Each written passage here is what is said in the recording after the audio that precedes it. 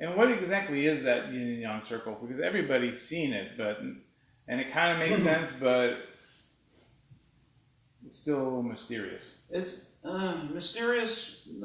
You see, I think what's happened is they don't understand the context in which it is. You see, Chinese from the beginning understood that there's change. You know, in Buddhism, you talk about impermanence. In Chinese Taoist thought, you think about change. Change is always happening. In other words, you're not happy this moment, it'll change. Oh, you're happy this moment? Don't worry, it'll change also, right? So you never know, right? Things will always change, you know? Oh, you're in love. Oh, well, that will change. Oh, you're not in love. Well, that could change too, right? So everything changes, so we know that. It's always embodied in those four principles of yin and yang, okay? Yin and yang is complementary. Yin and yang has yin within the yang. Yin and yang is dynamic equilibrium.